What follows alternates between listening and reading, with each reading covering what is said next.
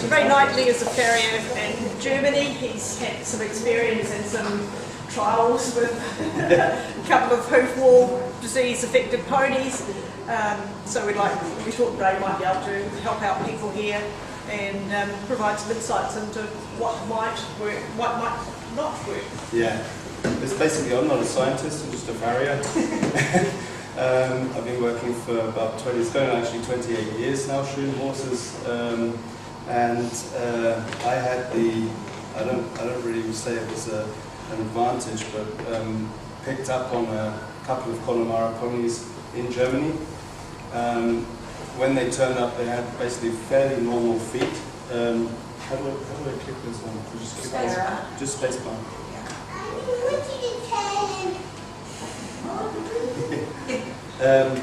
Which gave me the opportunity. The thing is, when we started on these two ponies, the Mayflower and the one we just called Carrot, we had absolutely no idea what was going on. So we had a situation where the feet were just not acceptable the way they were. So we took the learning curve, checking blood, feed, management, and obviously wanted to get these ponies into a situation where where they could be used. I mean, we don't have a pony to stand around in a paddock somewhere. The topics I'm going to talk about is basically our learning curve with these ponies. I mean, at the moment, after the information we've got now, we're in a very privileged situation to know exactly what's going on and know exactly how to deal with it carrying on. But there are obviously going to be some ponies that are existing in different countries. We have enough of them, enough people we know through the forum on Facebook. There are so many contacts going on with owners and breeders as well.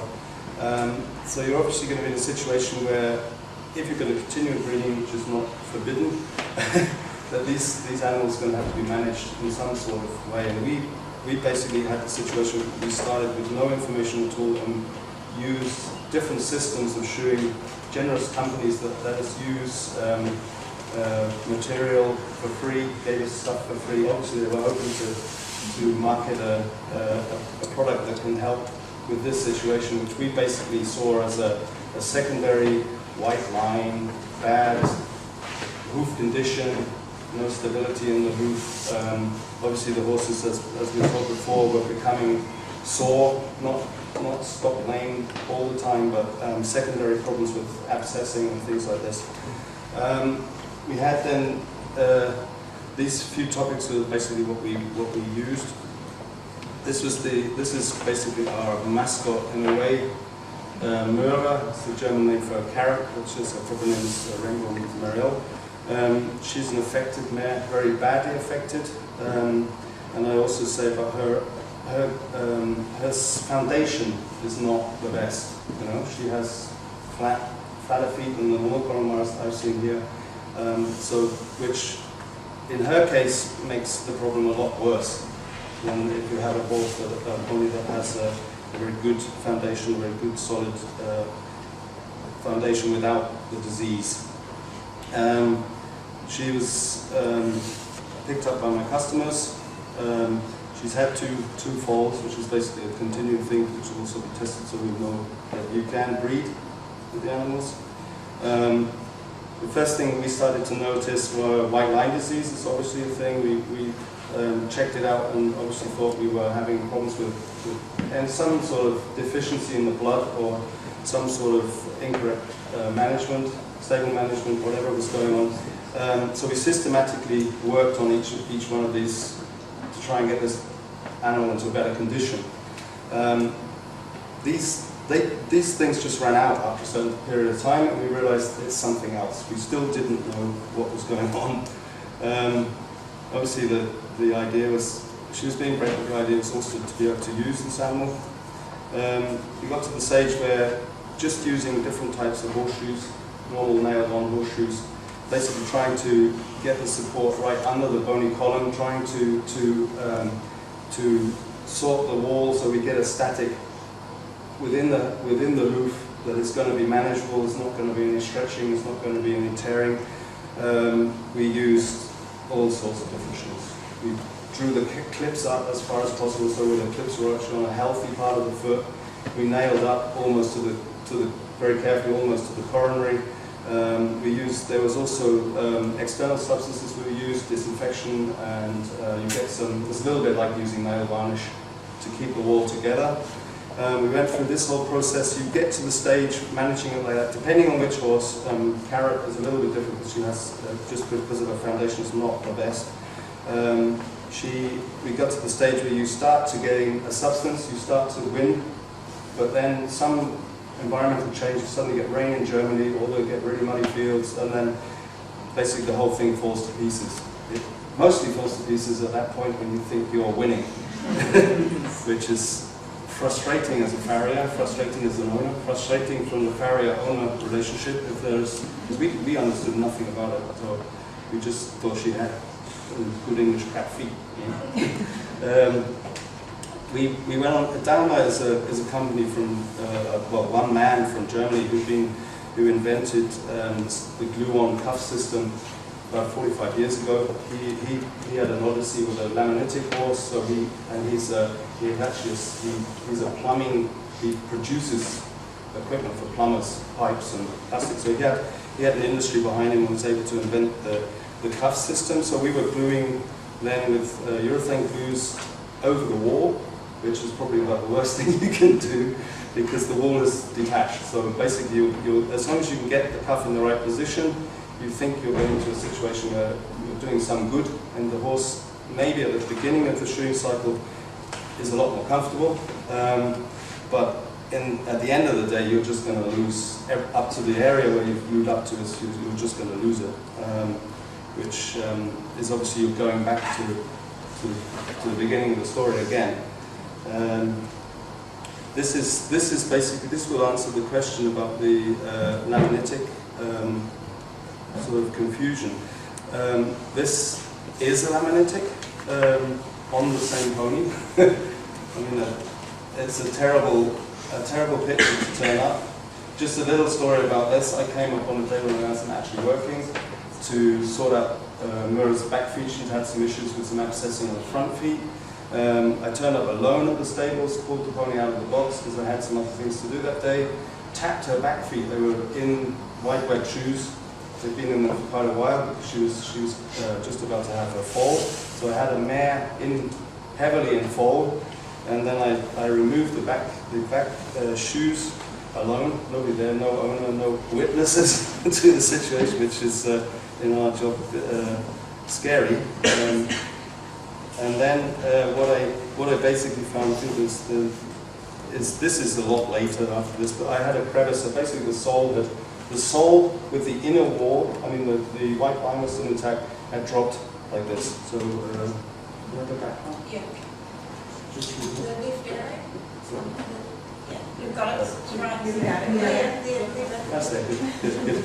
So if you see basically what's happened to the dorsal wall, this is about the second or third time we've been treating. So we were treating it every 3 weeks, getting it, taking everything out, treating the secondary problems which were inside this cavity. Basically here was all opened up. The pedal bone, as you can see, was outside, really, in a way. A little bit of corium still over the tip of the bone. What I did in that one, I took the yoga mats, these exercise mats, folded them up, whacked the foot full of disinfection, put I don't know if you know Absorbine magic cushion. It's a very good disinfection and a very good holster for under that foot. Makes a very good hoof condition. Packed it full and gave her some support. At this stage, for my thinking was if you keep her going until the foal is born, or until the foal is ready to be, then it's going to be good. We derotated this in a year, I noticed.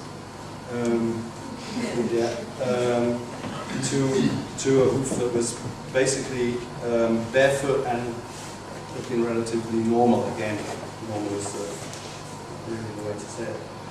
This was the system we used, using casting tape. The really good thing about casting is it's basically casting is like our when we get to the stage where nothing else works, we can cast them, and that is a really good tool to be able to do for any situation, especially just for this condition. So this was us working, getting the foot back into condition. I think this is after the work we've done. So it seems like an amazing success. It is in a way an amazing success, but it's not a typical rotation where the laminate pulls out. It's because there's no connection between the inner wall and the outer wall. We got the rotation pulled the outer wall right up in one piece. So we didn't have the same situation that you do have in laminated founders. Yeah.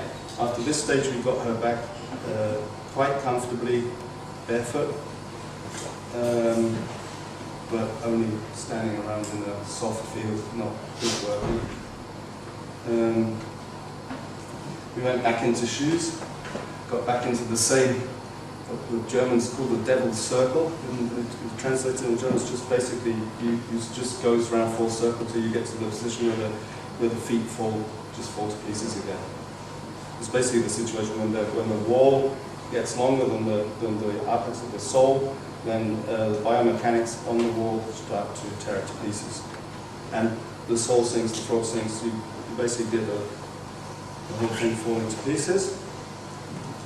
I think before we talk about this system, is you're driving around, you always think about the work you're doing, so you're driving around and thinking, okay, I've got that pony coming up on Thursday, has massive problems, have I got everything on the rig? Depending on what you find when you get there, because you don't really know how the feet are going to look. Depending on weather conditions, we had a very good winter last winter. We were able to get her up and going for about 7 weeks without too much problems. We got to the stage where we thought we were the heroes again, which is the stage where everything falls to pieces. I was lucky enough, it's like a puzzle falling together. I was lucky enough to be invited to California to learn how to use the Apollo shoe system. Without knowing it, found out that it's probably about the best system so far for managing severe cases when you want to use the animal, to work the animal, use the animal. Driving around thinking, how can you fix something to a horse's foot without using the wall, taking the wall out of the equation completely, and also not have the secondary problems that you have when you're supporting the whole animal over the inner walls, white line and the sole, and the frog, which is, like I'm saying, is probably not the natural way to do it. This system basically now gives us a leeway of about, I would say realistically, 5 weeks, if we're going to push it, because we're quite used to using it and quite proficient at doing it. We can pull her 7 weeks, but she's in light work.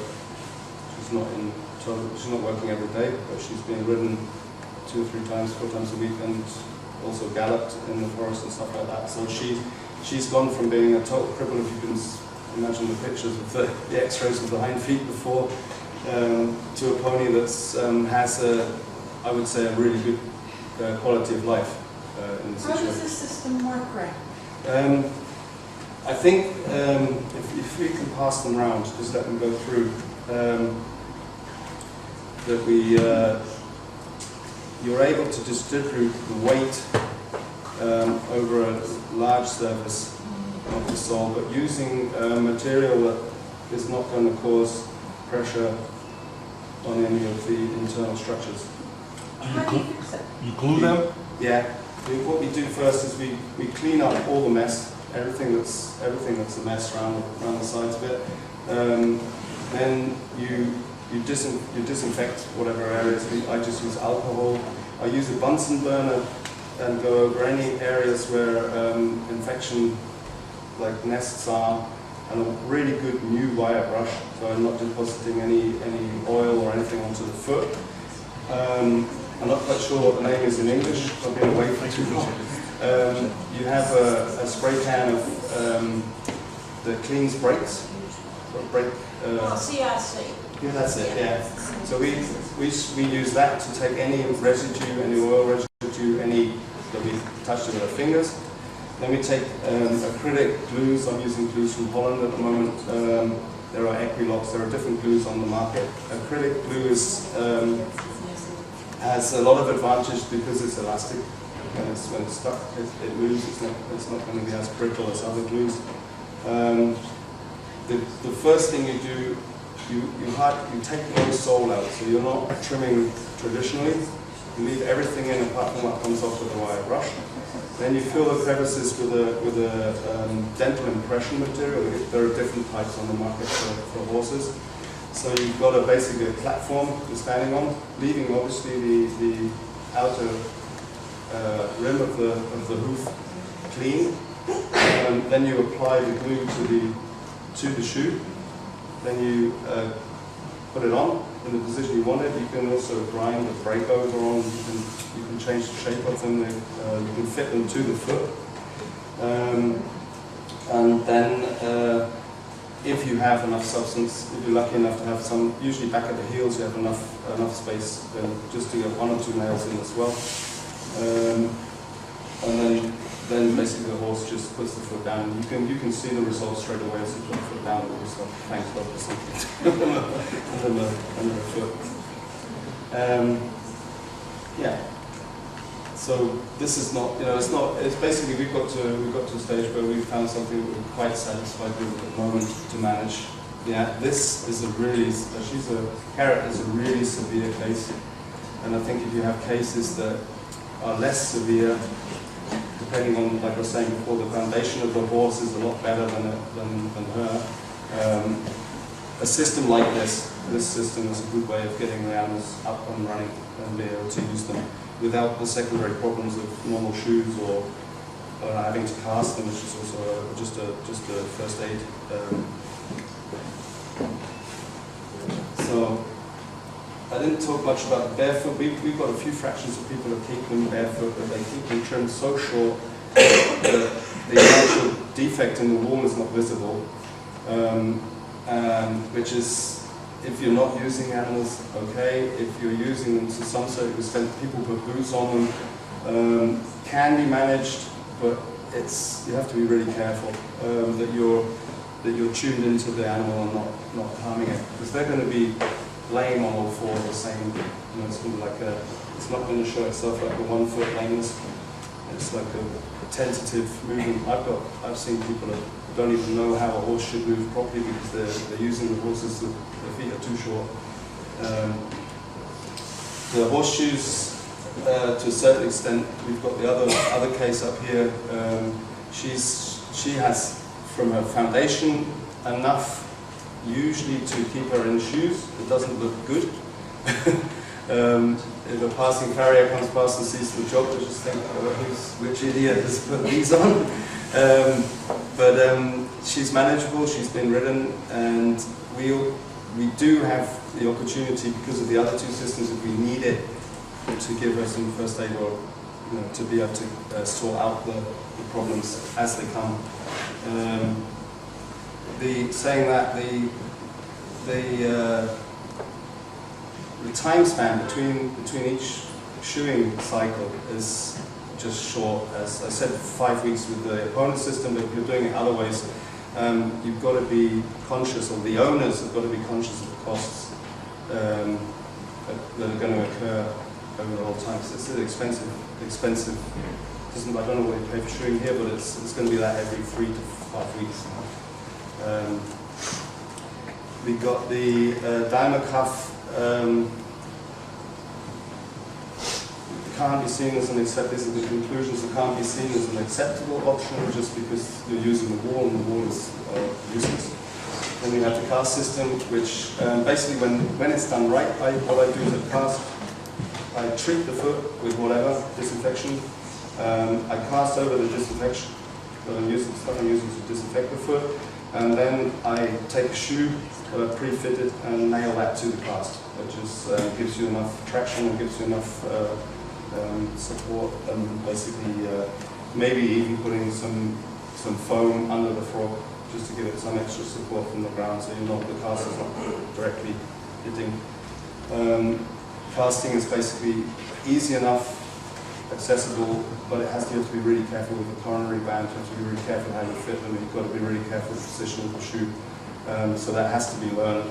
Otherwise, it just turns out to a mess, and everybody says the casts don't work.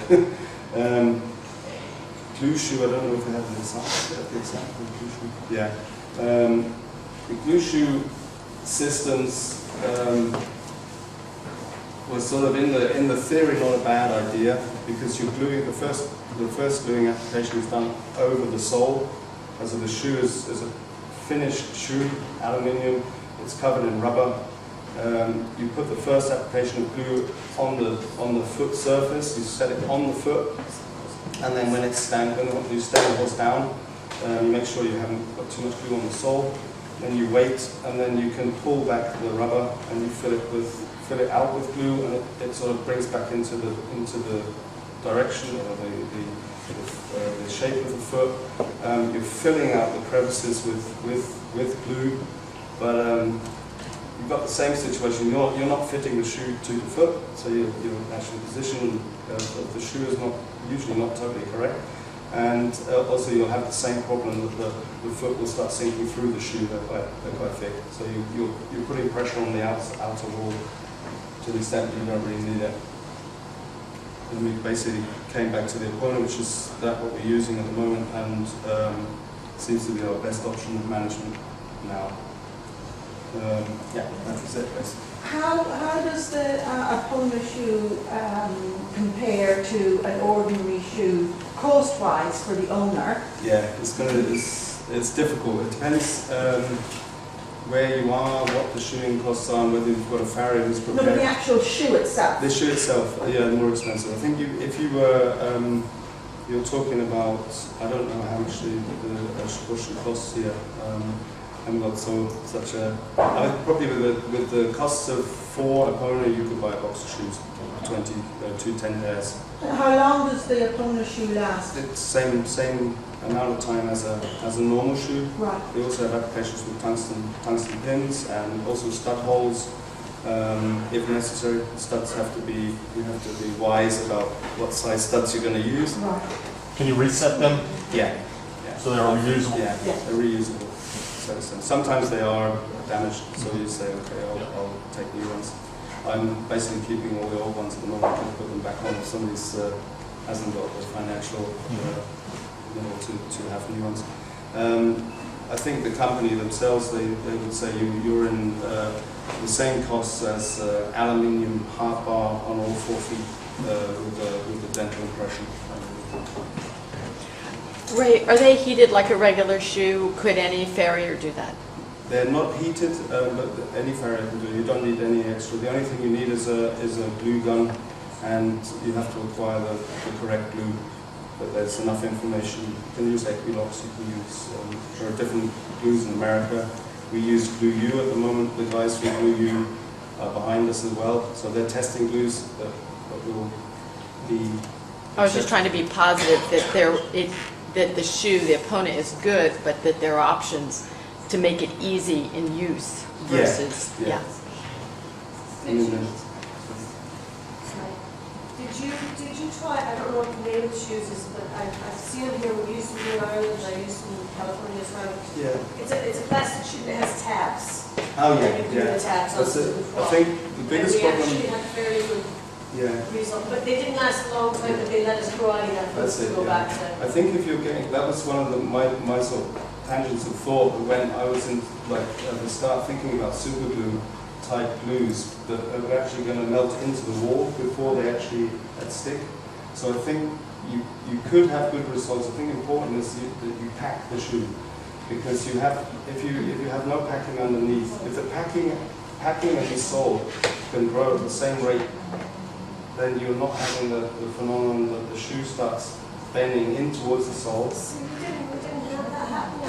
Okay, but again, we were putting them on kind of as a temporary measure. Yeah. I don't think we ever had them on for more than maybe 4 weeks. Yeah, that's what. And then we had grown out enough to Yeah. go back to regular shoes. And then once I kind of figured out what was going on, we were pretty much just making sure you never, ever let the hoof get long, ever.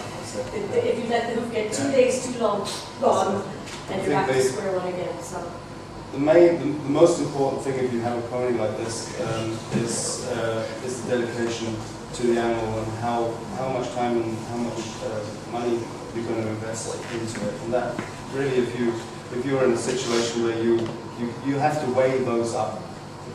It doesn't matter about the money really, okay, but then the time and also having somebody to work with that does the shoeing or does the hoof care that's going to go with you on that journey, because otherwise it's probably better to have the animals euthanized for now. I don't know, mine is 24. Yeah. I've been working Yeah. the whole time. I think, I mean, nobody's going to make any, it sounds like, okay, we've got a system to help them, but nobody's going to criticize somebody that takes the decision to... Well, some of them are much worse. So. Yeah, that's it. It's like we've got 2 different cases. One is really, really, really bad, and one is, like I said, we can manage it quite well in shoes. The environment makes a big difference. I must say that the animals I saw, we took a bus journey, a beautiful bus journey around Connemara yesterday. I suspect some of the animals we saw, no proof, that's why we got the testing. And I would stress to everybody to have the animals tested. Then you know, without any, it could be this, could be that. We didn't have that when we started on the 2 ponies at the moment. We're at a stage now where we're satisfied. I'm not the owner, I'm only the farrier, but Benno's the owner. So we've got a system of managing both of the horses so they can be used as well as just being paddock ornaments, which is satisfying so far. I hope maybe something better will come along. But at the moment we're stuck with a Pona, and they're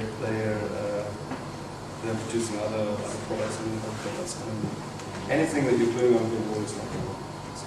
So you're going to have to use the bottom of the foot. Thank you.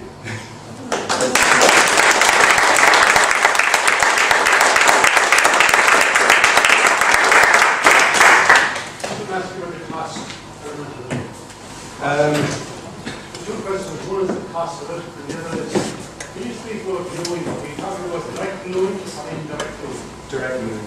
Direct gluing. Yeah. So if you're putting in the cushion support underneath it, That's it. Yeah. that doesn't give you enough. It gives you enough surface area. The only thing you fill with the cushion to start with is the crevices, so like the sulcus from the frog and the side cavities of the frog. So you're building one solid platform, but it's not the whole foot that's covered in poultice in that moment. And then that restricts the glue to a certain area. You can use foam to make sure your glue doesn't sort of go under the foot too much. That doesn't force any pressure. So you have the shoe, then you have a rim of glue, and then you have your packing that's inside the foot, and then after you post-pack the shoe afterwards, either with a liquid silicone type glue, or you push in packing underneath. Where does the glue? Where are you gluing to? Are you gluing to the sole? You haven't got the ball, now you're trying to. That's it. Yeah. So now you're limited with the amount of sole you've got. That's it. So therefore, Yeah. how much cushion support are you going to put in, and where are you going to put Depending on the size. I've got no more. Depending on the size of the foot, you're using, I'd say about an inch all the way around. What I basically do in the start is I switch off the outer wall, because the outer wall is affected, remove that as everything that's, I think we saw it on the one trimming picture from America, everything that is just going to fall to pieces anyway, you take away. And the advantage when you packed it and you set your rim of glue around the opona, you set it onto the foot. Depending on how much pressure you're using, you can use it to correct conformational problems as well. So you leave more glue. I mean, if I needed wedges, I could do wedges and stuff like that. Depending on how much pressure you're putting where you put it in the first situation, then you have a chance to use the excess glue. There's obviously a certain amount of glue comes up to cover the outer wall, which gives you a little bit of the damage will be connected with that glue as well, to a certain extent. I wouldn't do it too much. What's the cost of it then? Yeah, difficult. Maybe the normal set of shoes cost €100, yeah. for example. That's it. If I was shoeing a normal general horse with €100 for four shoes, I don't know the prices in Ireland. We're in Germany, and I take 180 for four with a pona. I'm not making a big profit on it. What I really like to do is to be able to my purpose would be selling the products, because you can use a pona for lots of different other different editions as well. So I think if somebody's going to buy them and do the job, they're going to have to be around about 180 to €200. And that's for two, like only for four, so you're talking all the way around. Okay, You know how good. much a tube of Equinox costs in Ireland? I mean, About €130.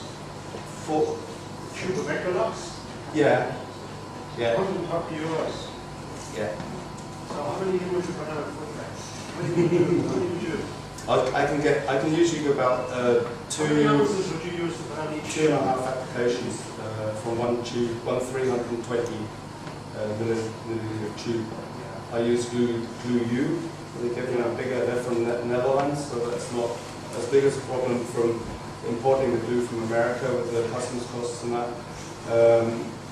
Glue U is I think a good option, acrylic glue. I don't know if you know the company. Yeah, I know well. Yeah, they're growing in their quite trade. They're building up now, and they're working on their products to perfect them. Also, the color of the glue is going to change, which is for some people important. I use it to glue on shoes, just normal steel shoes as well, if I need it. Yeah, I mean that's the cost is always going to be. You have to be conscious. How much are the shoes that we've looked at here? How much are the set of those shoes? The opponent shoes. Yeah. Yeah. I'm looking at, I think, around about, if it's a middle price depending on the size, but I think about €25 a pair.